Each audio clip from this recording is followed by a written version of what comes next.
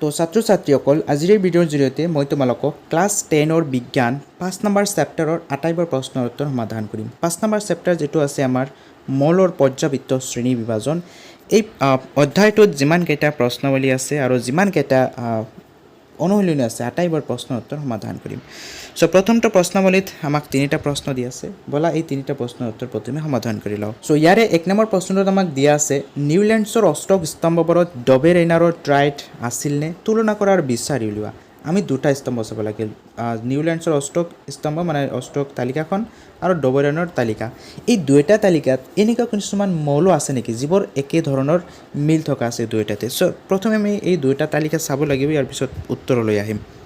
মন কৰিবা তলৰ যিটো তালিকা আছে এইটো হ'ল ডবেৰেইনৰ তালিকা আৰু ওপৰতো হ'ল নিউল্যান্ডছৰ তালিকা। সো আমাক যিটো ডবেৰেইনৰ তালিকা আছে, মন কৰা প্ৰথম যিটো বৰ্গ আছে কি আছে, ইয়াতে কি মৌল আছে, লিথিয়াম, সোডিয়াম, পটাছিয়াম, হয়নে? Lithium, sodium, potassium. ঠিক এই তিনিটা মৌল আমাৰ নিউল্যান্ডছ অষ্টক সূত্ৰৰ দ্বিতীয় স্তম্ভলৈ মন কৰা, হয়নে? ইয়াতে দেখা পাইছানে সেম একে ধৰণৰ আছে, লিথিয়াম আগত, ইয়াৰ পিছত সোডিয়াম, ইয়াৰ পিছত পটাছিয়াম, যেনেকা ডবেৰেইনৰ আছিলে। তাৰ মানে কি আমি এটা স্তম্ভ দেখা পালোঁ য'ত ডবেৰেইন আৰু নিউল্যান্ডছ দুটা একে আছিলে। সো এই কথাখিনি জাষ্ট লিখি দিম আমি। উত্তৰত মই এই কথাখিনি লিখিছোঁ যে হয় নিউল্যান্ডছৰ অষ্টক স্তম্ভবোৰত ডবেৰেইনৰ ট্ৰাইড আছিল। উদাহৰণস্বৰূপে নিউল্যান্ডছৰ অষ্টকৰ দ্বিতীয় স্তম্ভত থকা লিথিয়াম, সোডিয়াম আৰু পটাছিয়ামে এটা ডবেৰেইন ট্ৰাইড গঠন কৰে, মানে দুয়োটাতে এই তিনিটা মৌল একেলগে আছিলে। সো ইয়াৰ পিছৰ প্ৰশ্নলৈ আহিছোঁ আমি। ইয়াৰ পিছত 2 নম্বৰ প্ৰশ্ন কি দিয়া আছে? 2 নম্বৰ প্ৰশ্নত ডবেৰেইনাৰে শ্ৰেণী বিভাজনৰ সীমাবদ্ধতাবোৰ কি কি? সীমাবদ্ধতা মানে কি? ডবেৰেইনে যিটো সীমা বিভাজন কৰিছিল, যিটো তালিকা দিছিল, এই তালিকাৰ ভুলবোৰ কি আছিল? সীমাবদ্ধতা মানে ভুল। সো আমি ভুলবোৰ উলিয়াব লাগে। সো উত্তৰত মই লিখিছোঁ, চাবা উত্তৰ ডবেৰেইনাৰৰ শ্ৰেণী বিভাজনৰ মূল সীমাবদ্ধতাবোৰ হ'ল 1 নম্বৰ কি আছিল ভুল, যে সেই সময়ত জনাজাত সকলোবোৰ মৌলক তেওঁ ট্ৰাইড হিচাপে শ্ৰেণীভুক্ত কৰিব পৰা নাছিল। মানে যেতিয়া ডবেৰেইনাৰে তালিকা বনাইছিল সেই সময়ত যিমানকেইটা মৌল আছিল এই আটাইবোৰৰে তেওঁ কি কৰিব পৰা নাছিল, তালিকা শ্ৰেণীভুক্ত কৰিব পৰা নাছিল। কিছুমান মৌল এনে ৰৈ গৈছিল যিবোৰ তেওঁ সজাব পৰা নাছিল। 2 নম্বৰ কি লিখিছোঁ, তেওঁ মাত্ৰ 3টা ট্ৰাইডহে চিনাক্ত কৰিব পাৰিছিল, মানে বাকীবোৰ তেওঁ চিনাক্ত কৰিবই পৰা নাছিল, মাত্ৰ 3টা ট্ৰাইডহে চিনাক্ত কৰিব পাৰিছিল। সো দুটামান 1 নম্বৰ আহিলে এটা লিখি দিলে হৈ যাব, কিন্তু 2 নম্বৰ আহিলে বাই চান্স দুটা লিখি দিবা। ইয়াৰ পিছত 3 নম্বৰ প্ৰশ্ন। 3 নম্বৰত কি দিয়া আছে, নিউল্যান্ডছৰ অষ্টক সূত্ৰৰ সীমাবদ্ধতাবোৰ কি কি? এইবাৰ আমি উলিয়াব লাগে নিউল্যান্ডছৰ সীমাবদ্ধতা। সীমাবদ্ধতা মানে দোষ, মানে নিউল্যান্ডছৰ যিটো তালিকা এই তালিকাত কি কি দোষ আছিলে, কি কি সীমাবদ্ধতা আছিলে।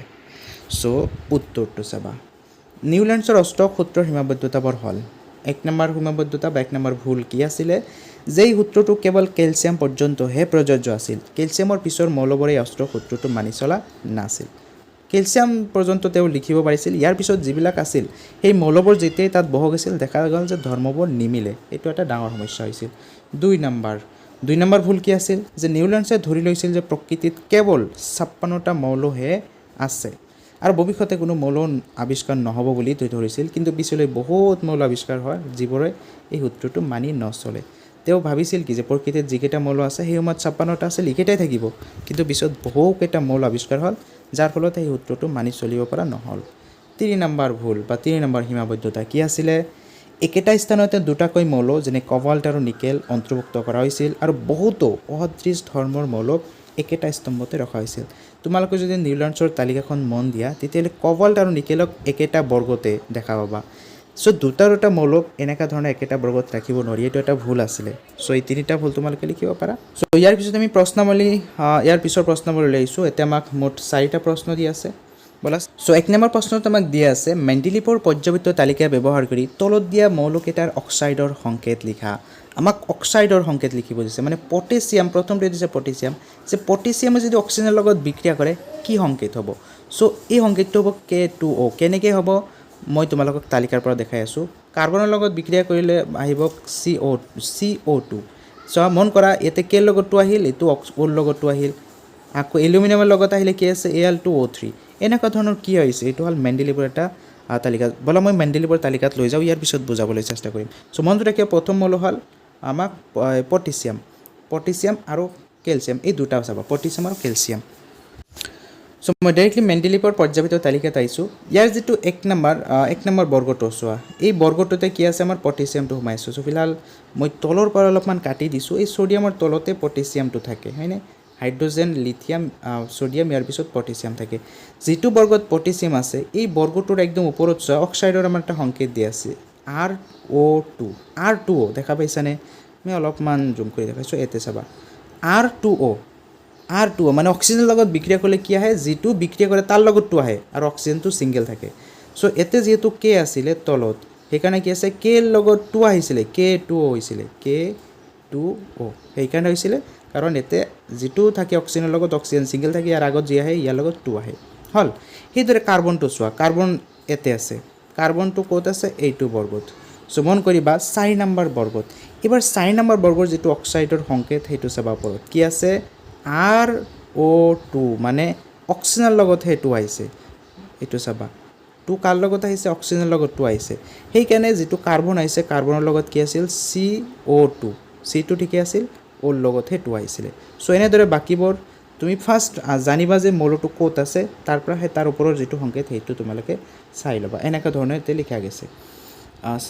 চ' ইয়াৰ পিছত আৰু কি বাকী আছিল আমাৰ এলুমিনিয়ামৰ লগত Al2O3, ওৰ লগত 3O কি আহিল, সেই একেই কথা। যদি আমি এলুমিনিয়াম বিচাৰি ফুৰোঁ যে এলুমিনিয়াম ক'ত আছে, চ' তোমালোকে মন কৰিবা এলুমিনিয়াম আছে আমাৰ 4 নম্বৰ বৰ্গত। 4 নম্বৰ বৰ্গত ওপৰৰ যিটো অক্সাইডৰ সংকেতটো কেনেকৈ লিখিছে R2O3, আৰু লগত 2 আহে, ওৰ লগত 3 আহে।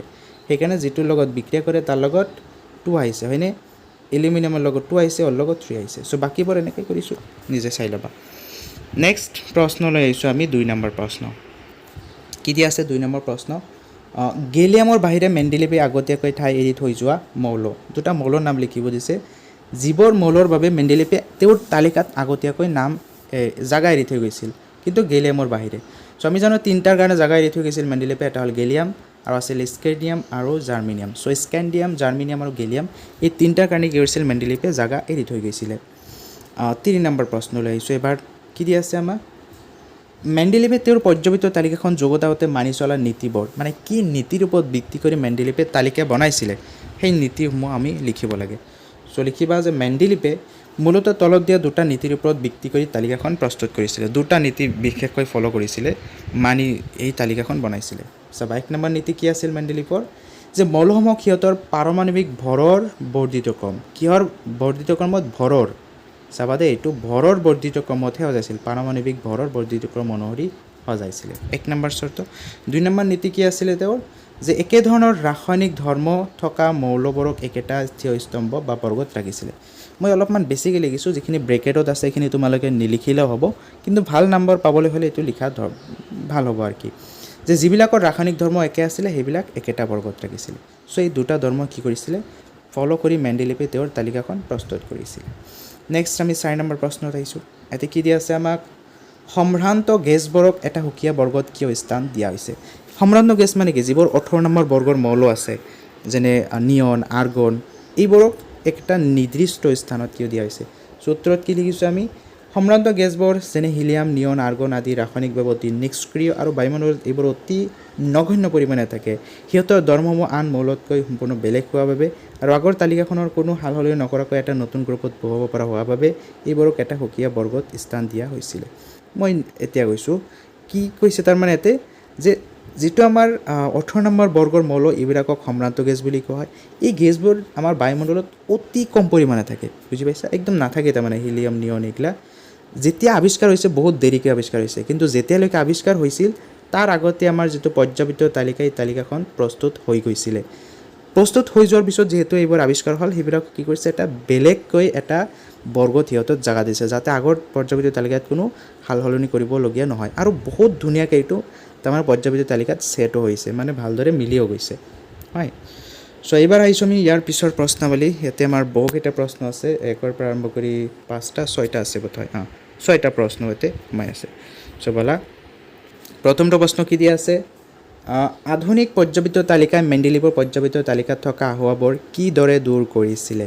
মানে আমি দেখা পাইছিলোঁ যে আধুনিক পৰ্যাপিত তালিকাই একমাত্ৰ যিটো বৰ্তমান চলি আছে এই তালিকা মানে ভুল নাই বুলি ক'ব পাৰি, কিন্তু ইয়াৰ আগত মেণ্ডেলিভৰ তালিকাত ভুল আছিল। চ' কি ভুলবোৰ শুধৰাই আধুনিক পৰ্যাপিত তালিকা বনাইছে।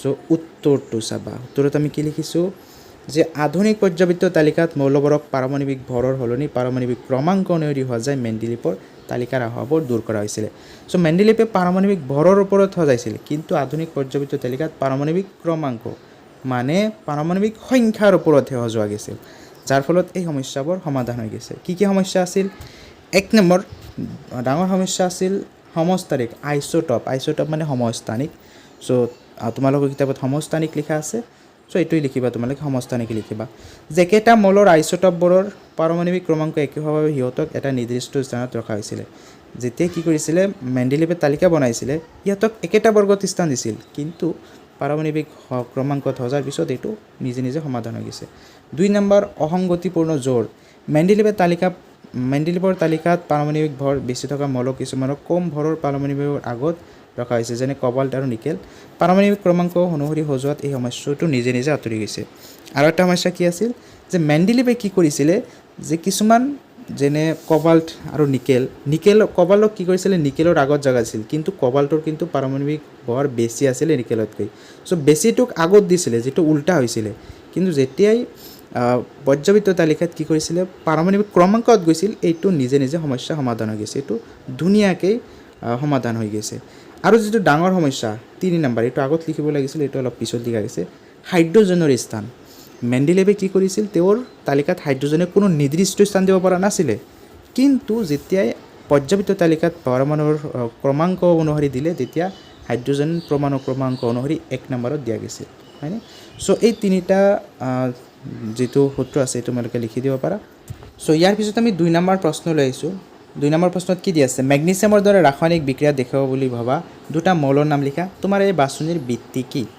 কৈছে মেগনেছিয়ামৰ দৰে সেম ৰাসায়নিক বিক্ৰিয়া একেই ৰাসায়নিক বিক্ৰিয়া দেখুৱাবলৈ হ'লে আমি চাব লাগিব মেগনেছিয়াম যেটো বৰ্গত আছে সেই বৰ্গৰে মৌল আমি বাছনি কৰিব লাগিব কাৰণ একেটা বৰ্গৰ মৌলবোৰৰ যেটো ৰাসায়নিক ধৰ্ম সেম হয় হল চ' মেগনেছিয়ামৰ লগত আৰু কি আছে একেটা বৰ্গত চলা প্ৰথমে মই ডাইৰেক্টলি পৰ্যাবৃত্ত তালিকাত যাম এই হল আমাৰ পৰ্যাবৃত্ত তালিকা অলপমান জুম কৰি লৈছোঁ মই চ' আমি চাব লাগে মেগনেছিয়াম এই হল মেগনেছিয়াম এই মেগনেছিয়ামৰ লগত একেটা বৰ্গত 2 নম্বৰ বৰ্গত আৰু কি মৌল আছে তাৰ যিকোনো দুটা নাম লিখি দিয়া কাৰণ এই বৰ্গৰ প্ৰতিটো মৌলৰ যেটো ৰাসায়নিক ধৰ্ম সেম হ'ব চ' কি আছে বেৰিলিয়াম আছে ইয়াৰ পিছত কেলছিয়াম আছে ষ্ট্ৰেনছিয়াম আছে তাৰ পিছত বেৰিয়াম আছে যিকোনো দুটা নাম লিখিব দিছে দুটা লিখি দিয়া কাৰণ এইবোৰ সব একেটা বৰ্গত আছে মানে ৰাসায়নিক ধৰ্ম ইহঁতৰ সেম হ'ব চ' উত্তৰত আমি কি লিখিছোঁ মৌল দুটা হল বেৰিলিয়াম আৰু কেলছিয়াম চ' এই দুটা একেটা বৰ্গৰ হয় বাছনিৰ ভিত্তি চ' একেটা লাইনতে লিখি দিবা মই অলপমান বেলেগকৈ লিখি দিছোঁ তোমালোকে একেটা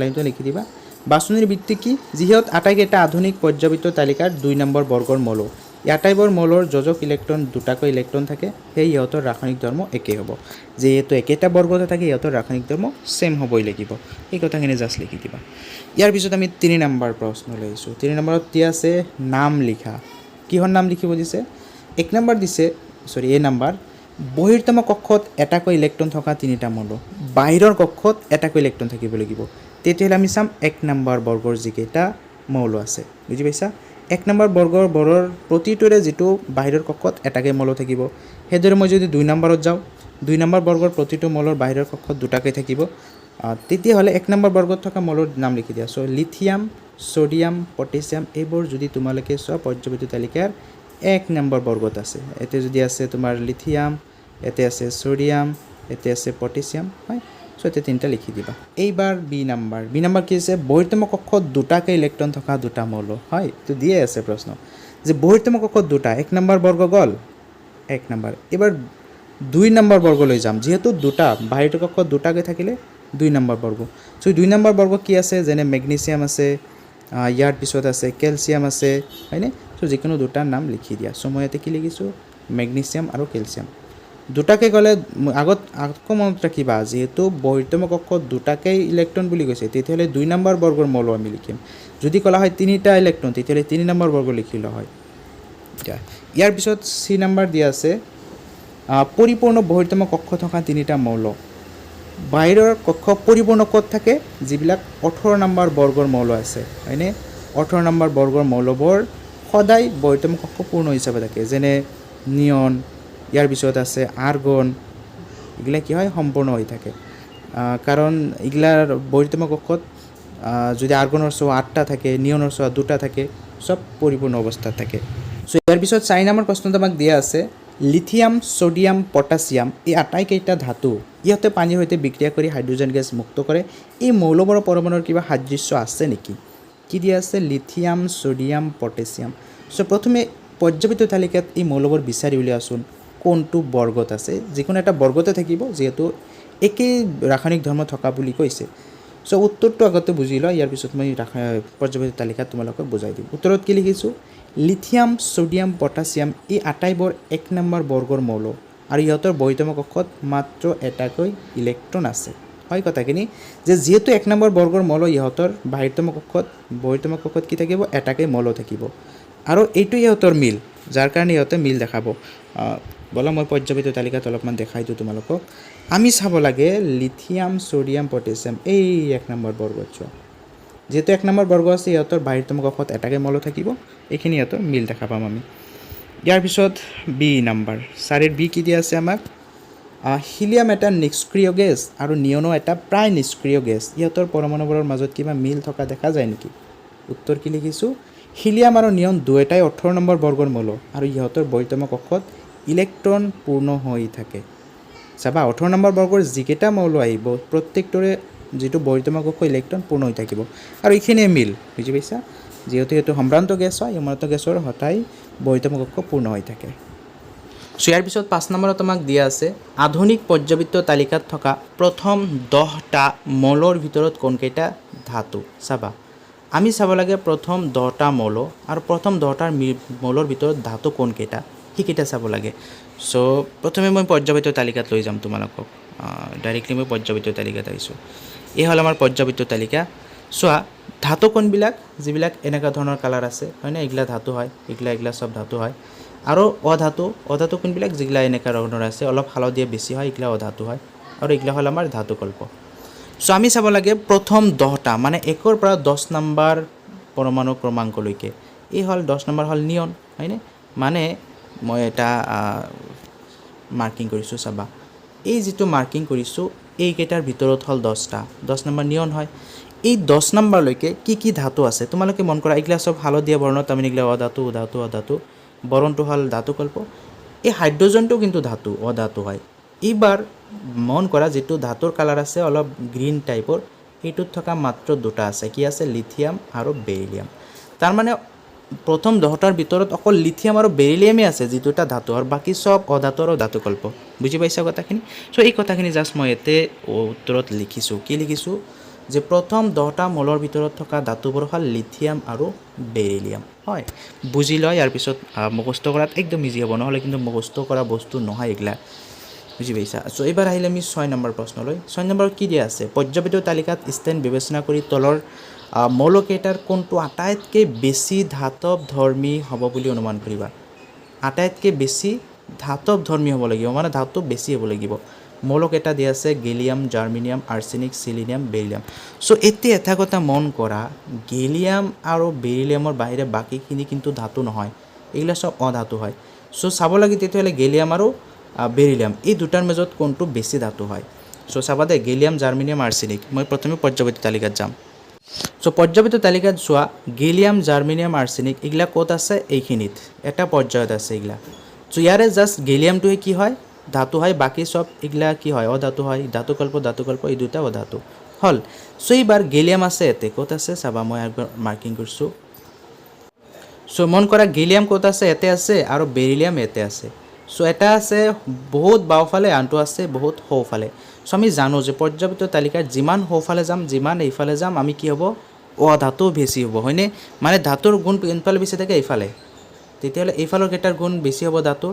চ' যিহেতু বেৰিলিয়াম এইফালে আছে, তেতিয়াহ'লে বেৰিলিয়াম বেছি ধাতৱ ধৰ্মী হ'ব। চ' এই কথাখিনি মই জাষ্ট তলত লিখিছোঁ, চাবা অলপমান প্ৰশ্নটোত কি লিখিছোঁ? উত্তৰ যে ইয়াত বেৰিলিয়াম বেছি ধাতৱ ধৰ্মী হ'ব, কাৰণ ই তালিকাৰ আটাইতকৈ বাওঁফালে অৱস্থিত। পৰ্যাবৃত্ত তালিকাৰ এটা পৰ্যায়ত বাওঁফালৰ পৰা সোঁফাললৈ গ'লে ধাতৱ ধৰ্ম কমে। বুজি পাইছা? যিহেতু গেলিয়ামটো বহুত সোঁফালে আছিল পৰ্যাবৃত্ত আৰু বেৰিলিয়ামটো বাওঁফালে আছিল, তেতিয়াহ'লে বেৰিলিয়ামটো বেছি ধাতৱ ধৰ্মী হ'ব।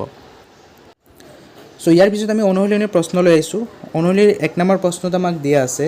কি দিয়া আছে আমাক? চাবা পৰ্যায়বৃত্ত তালিকাৰ পৰ্যায়বোৰত বাওঁফালৰ পৰা সোঁফাললৈ যাওঁতে পৰিৱৰ্তনৰ প্ৰকৃতিৰ ওপৰত আগবঢ়োৱা তলৰ উক্তিবোৰ কোনটো শুদ্ধ নহয়। আমি উলিয়াব লাগে শুদ্ধ নহয় আৰু কি চাম বাওঁফালৰ পৰা সোঁফালে এইফালৰ পৰা এইফালে যাব লাগিব। চ' প্ৰথমটো উক্তি কি দিয়া আছে চাবা, প্ৰথমটো উক্তি দিয়া আছে মৌলবোৰ কম ধাতৱ ধৰ্মী হৈ পৰে। এইটো আমি জানো যে পৰ্যায়বৃত্ত তালিকাত যিমান সোঁফালে যাম ধাতৱ ধৰ্ম কমি যাব, এইটো শুদ্ধ হয়। 2 নম্বৰ দিয়া আছে যোজক ইলেক্ট্ৰনৰ সংখ্যা বাঢ়ে, হয়নে? এইটো শুদ্ধ, কাৰণ যিমান সোঁফালে যাম যোজক ইলেক্ট্ৰন বৃদ্ধি হৈ থাকিব, ইলেক্ট্ৰনৰ সংখ্যা বাঢ়ি যাব। চি নম্বৰ দিছে পৰমাণুবোৰ সিহঁতৰ যোজক ইলেক্ট্ৰন অতি সহজে হেৰুৱায়, এইটো কিন্তু অশুদ্ধ। কাৰণ মন কৰা পৰমাণুৰ যিমান পৰ্যায়বৃত্ত তালিকাত পৰ্যায়ত সোঁফালে যাবা ই হেৰুৱাটো অতি কঠিন হৈ পৰে, কিন্তু এতিয়া সহজ বুলি কৈছে। তাৰমানে আমাৰ যিটো শুদ্ধ উত্তৰ সেইটো হ'ব চি নম্বৰ, মানে চি নম্বৰটো আমাক যিহেতু অশুদ্ধ উলিয়াব দিছে আমি অশুদ্ধ উলিয়াম, এইটো হ'ব আমাৰ এনচাৰ। চ' এই এনচাৰটো তলত মই কুৱেশ্যন আকাৰে ভালদৰে লিখি দিছোঁ। মই তলত এটা কাৰণ উল্লেখ কৰি দিছোঁ, কাৰণটো এইকাৰণে দিছোঁ তোমালোকে লিখিব নালাগে যিহেতু MCQ, মই কাৰণটো জাষ্ট তোমালোকে বুজাৰ কাৰণে লিখিছোঁ যে সোঁফাললৈ গ'লে পাৰমাণৱিক ব্যাসাৰ্ধ কমে আৰু নিউক্লিয়াৰ আধানৰ বাঢ়ে, যাৰ ফলত ইলেক্ট্ৰন ত্যাগ কৰাটো কঠিন হৈ পৰে। কিন্তু তাত কি লিখা আছিল সহজ বুলি কৈছিল, হয়নে? এই কাৰণটো মই জাষ্ট লিখি দিছোঁ, তোমালোকে লিখিব নালাগে, জাষ্ট MCQ কৰিবা। চ' ইয়াৰ পিছত আমি 2 নম্বৰ প্ৰশ্ন লৈ আহিছোঁ। 2 নম্বৰ প্ৰশ্নত আমাক দিয়া আছে মৌল এক্সে XCl2 সংকেতৰ ক্লৰাইড গঠন কৰে, ই উচ্চ গলনাংকযুক্ত এটা গোটা পদাৰ্থ। মৌল এক্স তলৰ কোনটোৰ সৈতে একেটা বৰ্গত থকাৰ সম্ভাৱনা সবাতোকৈ বেছি আছে। চ' মই অপশ্যন কেইটা লিখা নাই, ডাইৰেক্ট উত্তৰটো লিখিছোঁ। উত্তৰ লিখিছোঁ মেগনেছিয়াম। এইবাৰ প্ৰশ্ন হয় যে মেগনেছিয়াম কিয় হয়। চ' মন কৰিবা আমাক যিটো সংকেত দিয়া আছে এইটো কি আছে XCl2, ক্লৰিনৰ লগত কিমান আছে 2 আছে, বুজি পাইছা? যদি ক্লৰিনৰ লগত 2 আছে তাৰমানে যিটো মৌল থাকিব সেইটো 2 নম্বৰ বৰ্গৰ হ'ব লাগিব, মন কৰিবা দেই।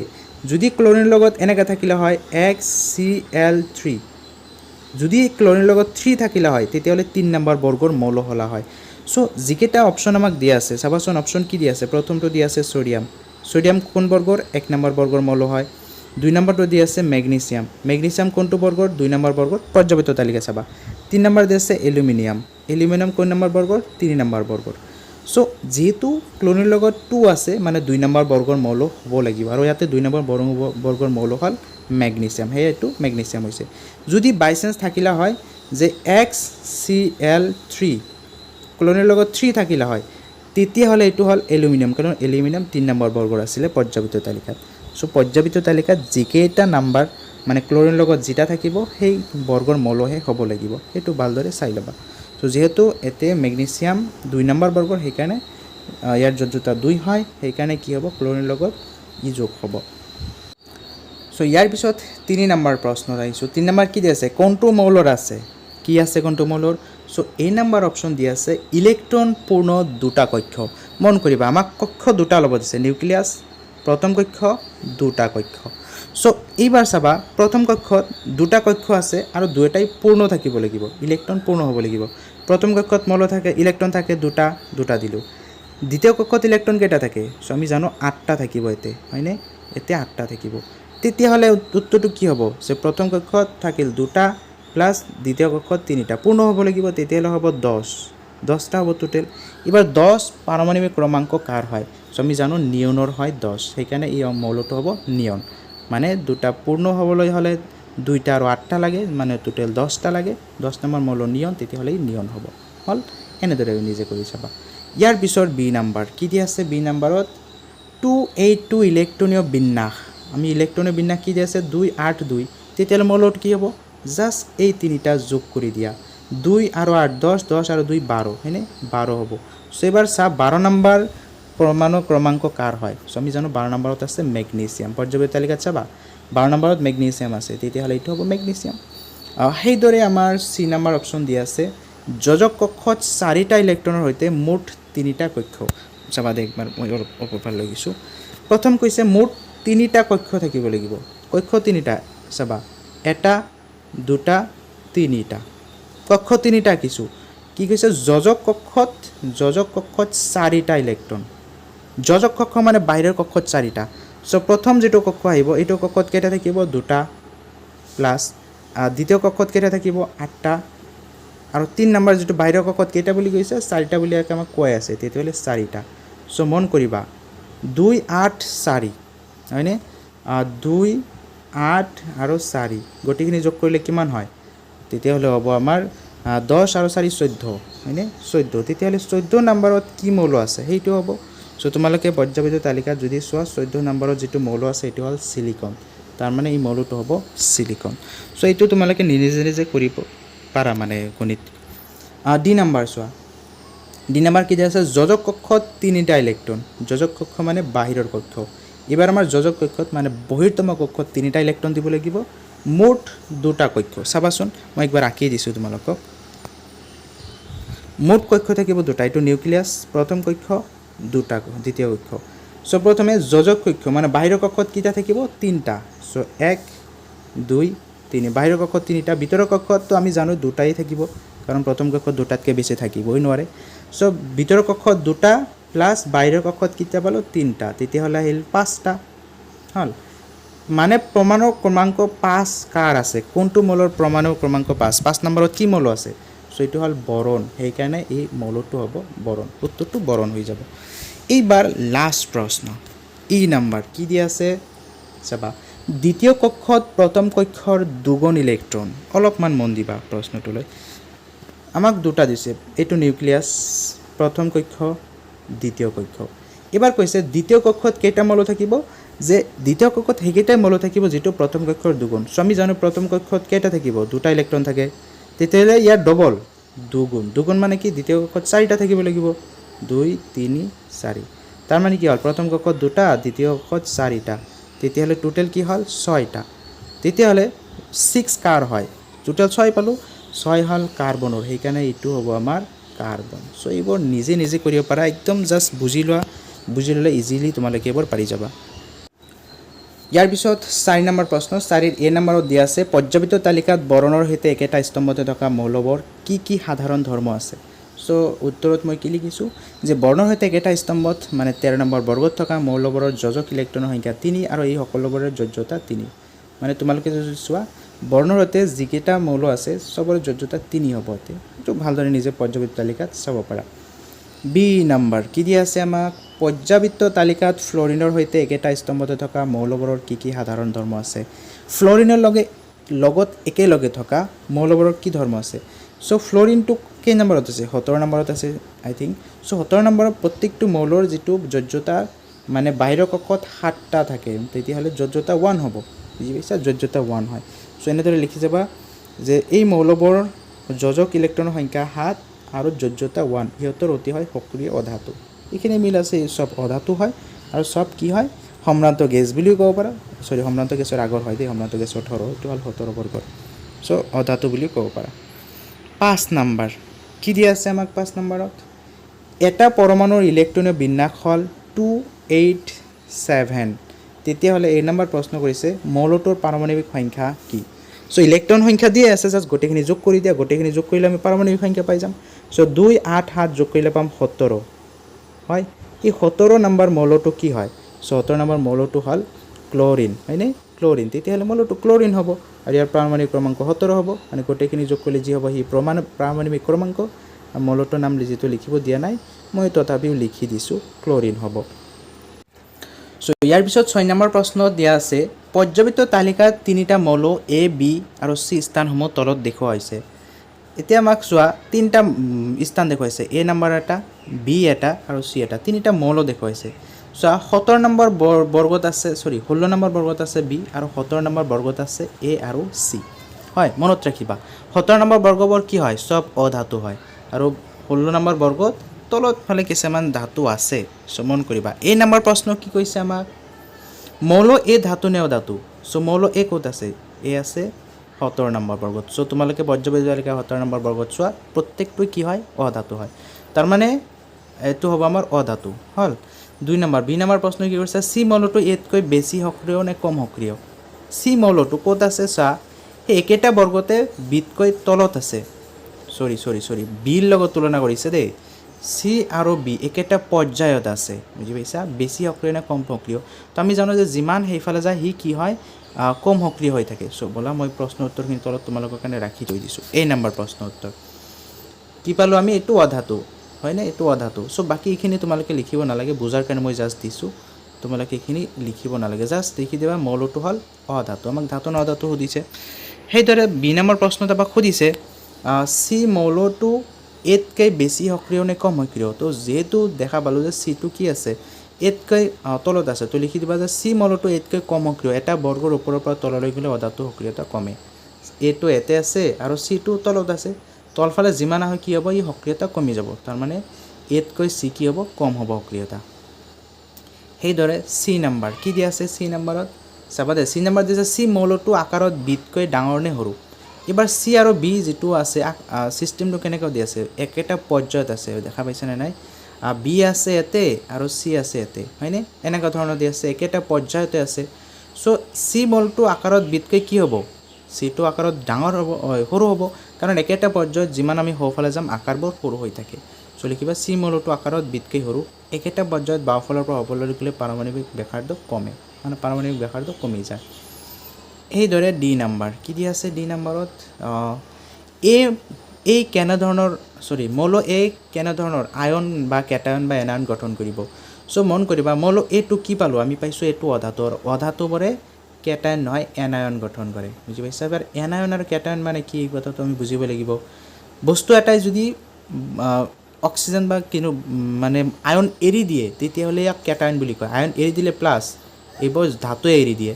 কিন্তু অধাতুৱে কি কৰে, আয়ন গ্ৰহণ কৰে, গ্ৰহণ কৰাৰ ফলত এইবোৰ মাইনাছ, মানে এনায়ন মানে মাইনাছ, তো এইবোৰ হ'ব এনায়ন, বুজি পাইছা। মানে যিকেইটা আছে এইবোৰ হ'ব এনায়ন, অধাতুবোৰ এনায়ন, ধাতুবোৰ কেটায়ন। যিহেতু এইটো আমি অধাতু পাইছোঁ, এইটো হ'ব আমাৰ এনায়ন। চ' এই কথাখিনি লিখিছোঁ, মৌল এ হ'ব এনায়ন, মানে ঋণাত্মক গঠন কৰিব, কাৰণ ই সুস্থিৰ হ'বলৈ একেটা ইলেক্ট্ৰন গ্ৰহণ কৰে। একদম ভালদৰে বুজি লওঁ। এক নম্বৰ কি লিখিছোঁ, যোজক ইলেক্ট্ৰনৰ সংখ্যাই বৰ্গ নিৰূপণ কৰে। কিয়ে বৰ্গ নিৰূপণ কৰে, যোজক ইলেক্ট্ৰন। ধৰা মই যিকোনো প্ৰথম বৰ্গৰ যিকোনো এটা মৌল যদি লওঁ, ধৰা হাইড্ৰজেন, হাইড্ৰজেনৰ বাহিৰৰ কক্ষত এটা মৌল থাকে, তেতিয়াহ'লে ই এক নম্বৰ বৰ্গত থাকিব, বুজি পাইছা। তেনেদৰে ছ'ডিয়াম বাহিৰৰ কক্ষত এটা মৌল থাকে, তেতিয়াহ'লে এক নম্বৰ বৰ্গত থাকিব। যিবিলাকৰ বহিৰ্তম কক্ষত এটা মৌল থাকে চব এক নম্বৰ বৰ্গত থাকিব। সেইদৰে যিবিলাকৰ বহিৰ্তম কক্ষত দুটাকৈ মৌল থাকে চব কি হ'ব, 2 নম্বৰ বৰ্গত যাব। তাৰমানে বৰ্গৰ সংখ্যা কি নিৰ্ণয় কৰি আছে, বাহিৰৰ কক্ষত কিমানটা ইলেক্ট্ৰন আছে, সেই কথাখিনি লিখিছোঁ। ইয়াৰ পিছত আমি কি লিখিছোঁ, কক্ষৰ সংখ্যাই ইয়াৰ পৰ্যায় নিৰূপণ কৰে। কক্ষৰ সংখ্যাই পৰ্যায় কেনেকৈ নিৰূপণ কৰি আছে, মন কৰিবা। ধৰা এটা মৌলৰ এটা নিউক্লিয়াছ আৰু এটা কক্ষ আছে, নিউক্লিয়াছৰ এটা কক্ষ আছে, নিউক্লিয়াছ এটা কক্ষ আছে। যদি নিউক্লিয়াছ আৰু এটা কক্ষ আছে, তাৰমানে এক নম্বৰ পৰ্যায়ৰ হয়। এক নম্বৰ পৰ্যায়ৰ যিকেইটা মৌল আছে এইফালে চব কক্ষ এটাকেই পাবা, বুজি পাইছা, চবতে কক্ষ এটাকেই পাবা। কিন্তু যদি ইয়াৰ পিছত যাওঁ, তাৰ তলত 2 নম্বৰ কক্ষত যাওঁ, এইটো হ'ল আমাৰ 1 নম্বৰ পৰ্যায়। 2 নম্বৰ পৰ্যায়ত যোৱাৰ লগে লগে চাবা কক্ষ দুটাকৈ আছে, নিউক্লিয়াছৰ লগত দুটা কক্ষ, প্ৰত্যেকটোতে কি পাবা, দুটাকৈ কক্ষ পাবা। মানে এতে কি কৰিছে, যিহেতু কক্ষৰ সংখ্যা সি কি কৰিছে, পৰ্যায় নিৰূপণ কৰি আছে। দুটা কক্ষ থাকিলে 2 নম্বৰ পৰ্যায় আৰু এটা কক্ষ থাকিলে 1 নম্বৰ পৰ্যায়, বুজি পাইছা। এনেদৰে বস্তুবোৰ লিখা গৈছে। চ' 9 নম্বৰ প্ৰশ্ন দিয়া আছে, কেলছিয়ামৰ সৈতে 12, 19, 21 আৰু 38 পাৰমাণৱিক সংখ্যাৰ কোনটো ধৰ্ম মিলিব। চ' আমি চাম কেলছিয়ামৰ পাৰমাণৱিক ক্ৰমাংক কিমান, 20। তেতিয়াহ'লে কোনটো বৰ্গত আছে এইটো আগতে বিচাৰি ল'লা। যিটো বৰ্গত আছে সেই বৰ্গত এতিয়া যিটোত 4টা অপশ্যন দিয়া আছে, 4টাৰ ভিতৰত কোনটোৰ মৌল সেই বৰ্গত থাকে। চ' যিহেতু আমি জানো কেলছিয়ামৰ লগত একেলগে আছে মেগনেছিয়াম আৰু ষ্ট্ৰেনছিয়াম, এইবিলাক কি আছে, একেটা বৰ্গতে আছে। তোমালোকে পাঠ্যপুথিৰ তালিকা ভালদৰে লক্ষ্য কৰা, কেলছিয়াম, মেগনেছিয়াম আৰু ষ্ট্ৰেনছিয়াম এই তিনিটা কি আছে, একেটা বৰ্গতে অন্তৰ্ভুক্ত, বুজি পাইছানে। Calcium, magnesium, strontium. এবাৰ মেগনেছিয়াম কেনেকৈ হ'ল, যিটো 12 এইটো হ'ল মেগনেছিয়ামৰ, আৰু যিটো আছে আমাৰ 38 এইটো হ'ল ষ্ট্ৰেনছিয়ামৰ। যিহেতু এইবোৰ একেটা বৰ্গতে আছে, এইবোৰ কি হ'ব, ৰাসায়নিক ধৰ্ম ছেম হ'ব, ইহঁতে একেটা ধৰ্ম, ইহঁতে মিলি যাব। তো এই কথাখিনি তলত ঠিক আছে, কাৰণত যে 3টা মৌলৰ যোজক কক্ষত 2টাকৈ ইলেক্ট্ৰন আছে আৰু ইহঁত পৰ্যায়বৃত্ত তালিকাৰ 2 নম্বৰ বৰ্গৰ অন্তৰ্ভুক্ত। চ' সদায় চাবা, যদি মিল থাকিব লাগে তেতিয়াহ'লে একেটা বৰ্গতে থাকিব লাগিব। এতিয়া আমি একদম লাষ্ট প্ৰশ্ন ওলাইছোঁ, মেণ্ডেলিভৰ পৰ্যায়বৃত্ত তালিকা আৰু আধুনিক পৰ্যায়বৃত্ত তালিকাৰ মাজৰ পাৰ্থক্য, মানে তুলনা কৰিব দিছে। চ' বহুকেইটা পাৰ্থক্য আছে, চাবা। এইফালে আছে আমাৰ মেণ্ডেলিভৰ পৰ্যায়বৃত্ত তালিকা, এইফালে আছে আধুনিক পৰ্যায়বৃত্ত তালিকা। দুটাৰ পাৰ্থক্য, প্ৰথম 1 নম্বৰ পাৰ্থক্য কি লিখিছোঁ, যে মেণ্ডেলিভৰ পৰ্যায়বৃত্ত তালিকা পাৰমাণৱিক ভৰৰ ওপৰত আধাৰিত আছিল, ই পাৰমাণৱিক ভৰৰ ওপৰত বনাইছিল তালিকাখন। কিন্তু আধুনিক পৰ্যায়বৃত্ত তালিকা কি হৈছে, পাৰমাণৱিক সংখ্যাৰ ওপৰত, বুজি পাইছা। এইটো হ'ল ডিফাৰেঞ্চ 1 নম্বৰ। 2 নম্বৰ কি লিখিছোঁ, যে আইচটপ, মানে তোমালোকৰ ইয়াতে সমস্থানিক আছে, 2 নম্বৰ চাবা দেই। আইচটপ মানে সমস্থানিক, যে মেণ্ডেলেভে কি কৰিছিল আইচোটপবোৰৰ বাবে নিৰ্দিষ্ট স্থান দিব পৰা নাছিলে, কিন্তু পৰ্যাবৃত্ত তালিকাত কি কৰিলে আইচোটপবোৰৰ বাবে এটা ধুনীয়া স্থান দিব পাৰিছে, যিহেতু পাৰমাণৱিক সংখ্যাৰ ওপৰত ভিত্তি কৰি এইবোৰ বনোৱা গৈছে। সেইদৰে 3 নম্বৰ চাবা, 3 নম্বৰ পাৰ্থক্যটো কি লিখিছোঁ যে কিছুমান ঠাইত অধিক ভৰৰ মৌলক কম ভৰৰ আগত ৰখা হৈছিল। কাই ৰাখিছিলে? মেণ্ডেলেভে কি কৰিছিলে কিছুমান ঠাইত কম ভৰৰ মৌলক বেছি ভৰৰ মৌলৰ আগত ৰাখিছিল। বুজি পাইছা? এইটো উল্টা পাল্টাকৈ ৰাখিছিল, যেনেকৈ কবাল্ট আৰু নিকেলৰ মাজত এনেকুৱা হৈছিল। কিন্তু যেতিয়াই আধুনিক পৰ্যায়ৰ তালিকাত আহোঁ, চব কি হৈছে নিজৰ নিজৰ স্থান সাপেক্ষে নিজা স্থান পাইছে। এতিয়া ক'তো এনেকুৱা ধৰণৰ ভুল দেখা নাযায়। চ' এই 3টা পাৰ্থক্য তোমালোকে দিব পাৰা।